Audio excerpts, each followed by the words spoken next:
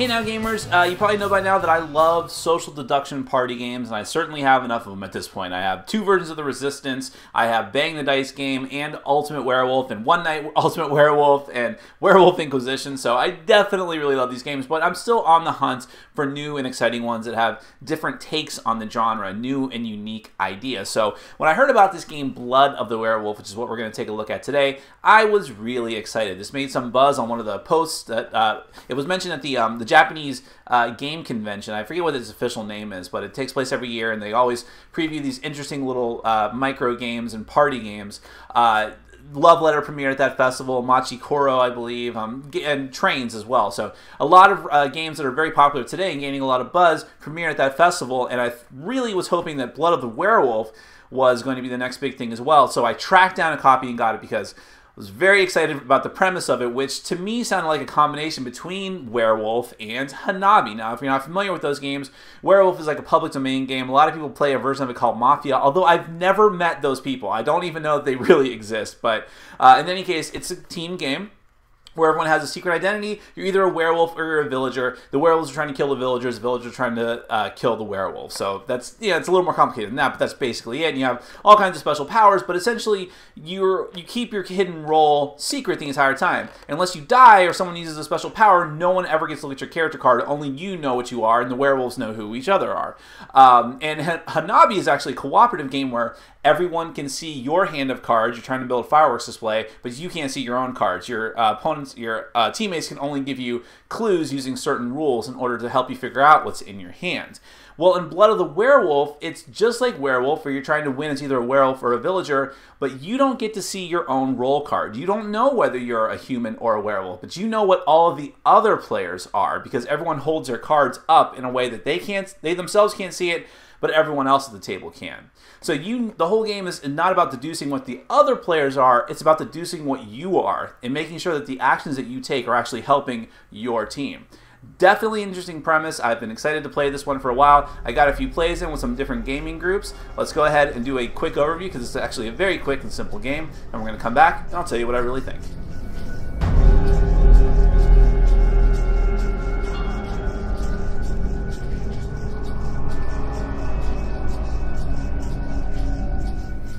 Blood of the Werewolf is a social deduction party game for 4 to 9 players. It's a team game. One team is going to be mankind, as the rulebook says, or humans, and the other team is going to be werewolves. So you're going to try to win as a team or lose as a team, as the case may be. And there's also one card that might let you win on your own, but we'll get to that in a moment. This is everything that comes in the game, and the core of the game are these character cards. Now, each of these character cards looks like an envelope on one side, and on the other side, you're going to have a depiction of either a human or a werewolf, along with the appropriate symbol for each of those factions. So it's very obvious whether you're a human or you're a werewolf. And down in the bottom corner, there's either white numbers for the humans or red numbers for the werewolves. These are rank numbers. These really only come into play with a couple of the mutation cards, which I'll explain in a moment. Down in the other corners of the cards are the number of players in the game. So if you are not playing with that number of players, you're going to take those out of the game, because you only play with a certain amount of character cards per the number of players. Once you determine how many of these cards you're actually going to be using, you're going to shuffle them up, and then you're going to deal them out. Now, 2 of the cards that you have that are actually in the game are going to go underneath these, what are called confidential markers. These look like little wax seals, which looks really cool when you put them on the cards. And you're going to put those there. No one gets to look at those at the beginning. You'll secretly put them there.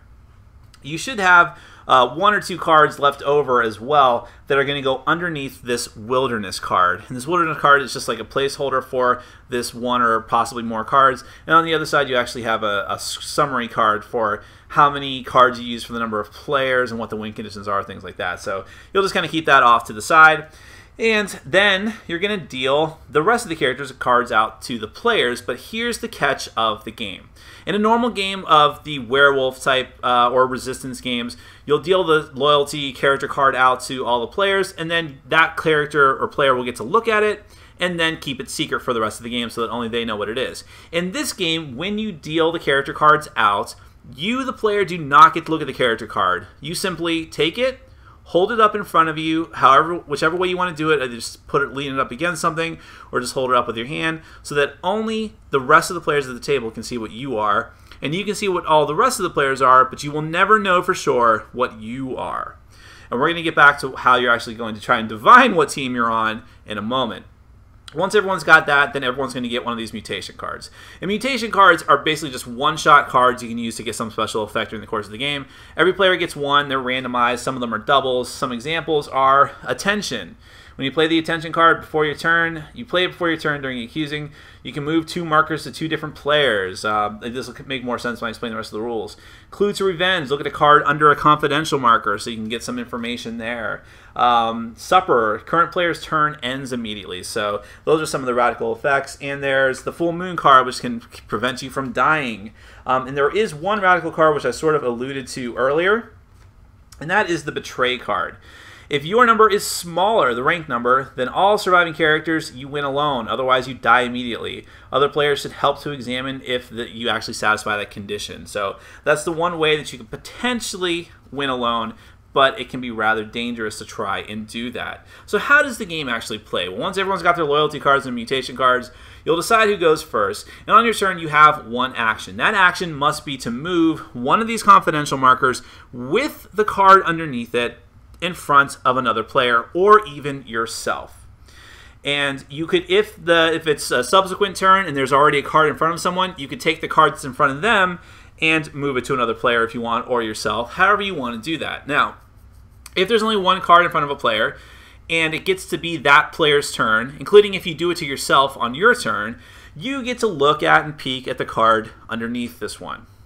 And that will give you some information, because essentially what you're trying to do is deduce what team you're on. You already know what everyone else is on.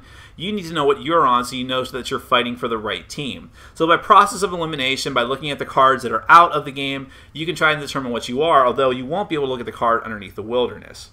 But the dangerous part here is that if there's a card in front of a player, and then that player would also get a second card, they immediately die. They are out of the game. Everyone still gets to look at what their character card is, but they still don't get to look at what their card is. And they are still effectively in the game because they can still talk to the other players, but they can't actually take any actions on their turn, like moving the cards around. But again, you might still want to risk it if you want to know what the information of the cards. If you suspect that someone might be on your team, you might give them a card if they're coming after you, right after you in the turn order, just so that they can look at the card and get more information, and then pass that off to someone else. And you can plan your turn so that if you know that someone's on the opposing team, you can try to team up with your supposed teammates and try to kill them.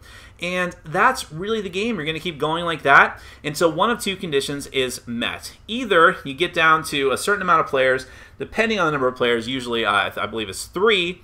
When you get down to that many players, you can declare at that point that, hey, I think everyone that's still alive here is on my team. The other players check to see if you're correct, and if you're correct, boom, your team immediately wins the game. If you're wrong, and you were wrong in your suspicion that everyone was on the same team, and which means that you were wrong about what you thought you were, then you die immediately. And then the game's going to end anyways, because if the game gets down to too few players, usually 2, then the game is just going to end right then and there, and then you're adding up points together. You get points for the surviving characters who are surviving on a certain team. Character cards that are underneath the other tokens here, you get like half a point. You add up all these points and determine which team has the most points, and that team is the winner. And that's Blood of the Werewolf. Okay, so a lot of people, when I'm watching other board game reviewers do their videos, or podcasters, and even myself, we often use the phrase, I wanted to like this game, or I wanted to love this game. And usually, even when people say this, even myself sometimes, what we really mean is, I thought there were some cool things about this game, and I was really hoping that it was good, but it turned out to suck. It's not that we had this like great grand hope that the game was actually going to be stupendous and awesome, because most games just aren't. But I have to tell you, I really, and truly wanted to love this game. I was so excited for it. I had built up in my mind that it was this epic thing because I love Hanabi, and I really enjoy Werewolf, and I love social deduction games like this. That's really the bread and butter of my game group. It's, you know, we play a lot of different games, but we can always count on people enjoying games like The Resistance and Werewolf. I mean, they're just the ultimate equalizer. Not every party game is a hit, but those type of games are always a hit to some degree or another. And I thought this one would be the case, but Blood of the Werewolf is extremely disappointing. It takes a very unique idea and just doesn't do much with it at all. The main problem here is the lack of information. Really, as you go through the game, I mean, there's just not much to it there. It's not that it's that much more difficult. There's a lot more game mechanics than like Werewolf that it's essentially based off of. But it seems like there's more game in Werewolf in games like The Resistance because you have all of these little subtle clues and trying to deduce what everyone is and working with your teammates. I mean, it just feels like there's so much more you can do, whereas in this game, there's really not much you can do at all. You know, you're trying your best to look at those 2 confidential letter cards and just hoping that you can look at both of them to try and reduce the odds of, you know, what you are, or as is the case sometimes, there's a very uneven distribution of cards so that one side has clearly more of a majority than the other, and in which case it doesn't really matter what you do because it's just once a majority of the players know what they are, they have a good idea of what team that they're on, it's just a matter of picking off the rest, in which case there's no strategy or deduction left. I feel like I'm all over the place with this review, but it's just that there's just nothing you can do in this game to guarantee that your side is going to win. You just have to have the numbers and have a reasonably good estimate, just to guess that you're correct. Whereas I feel like in Werewolf and The Resistance, there's actual strategy involved. And that's just not here. Now, you have those mutation cards, and those, I don't feel like they add much of anything to the game. First off, it has the supper card, which is extremely annoying. The lose a turn card. I hate that mechanic in any game. There's so many other ways I feel like you could have used that in this game, like not just make someone lose their turn, but you must play one of the confidential cards on a certain player, or the player to your left or to your right. At least give you some options, some things that you can do, but also limit you and restrict you and be an attack card at the same time without making you lose your entire turn, because it's not like you even get to do much, and it's critical just having just that one action. That's the only interaction you have with the game, and someone keeps you from doing it. That's just terrible. The other cards, I mean, prevent you from dying. Okay, that's fine, but I mean, that gets to the whole core of the game. It's too easy to kill people in this game. Why does there have to be a card just to prevent you from getting eliminated from the game? And yes, you know, one of the claims of fame with this game is that you're not entirely eliminated. You can still talk, whereas in Werewolf you can't, but still, there's still not much you can do. And that's the problem, too, is that this game sort of encourages you to just lie even more than the other games. So you're constantly trying to tell people they are what they actually aren't. Like, if you see someone that's a human and you're reasonably sure that you're a werewolf, you want to make that person think that they're a werewolf, too, so that they can play confidential letters and kill their human comrades. And I will say that that's the one bit of joy you can glean from this game, is when someone does not know what they actually are. They're confused, and they think that they're the wrong teammate, the wrong team member. That's the only bit of fun that's in this game. But that doesn't happen all the time. I've played this game 4 times, 3 different groups of people, some carryover between players, but in most cases, people knew exactly what they were by a certain point. And it was just a matter of figuring out logically the best way to move the cards around to eliminate the remaining players in the other team. And it just wasn't fun. I mean, that's the core of it there. And, you know, there's one card in the mutation deck that is a little wackier than the others. It says you can win if you guess your rank, but I never saw that happen. You know, people got stuck within a couple games, and at the end of the game, they're just like, what? Why would I even bother? I mean, why don't I just try to win with my team?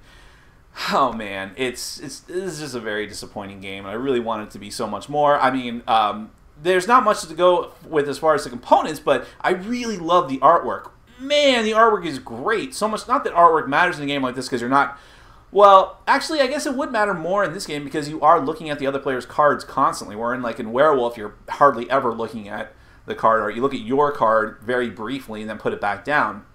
So art does matter in this game a lot more, and I'm glad that it's so good. I wish that there was a lot of other board games and card games that could take a lesson from whoever's doing the art for this. It's, you know, they didn't go the easy, cheap route of just having anime-style art, even though I like that. They have really good artwork, especially the werewolves. It's hard to make werewolves look cool sometimes, and a lot of people get it wrong, but they got it right in this case. I like the backs of the cards look like letters, and the wax seals, the blue and red chips, that looks really cool when it's like that. And that whole concept of moving the cards around is a very unique concept, but there's just not enough game that goes along with it. It's too easy to kill people. There should be a way to save people. There should be more negotiation, more, talking back and forth, more types of actions that you can actually take on your turn.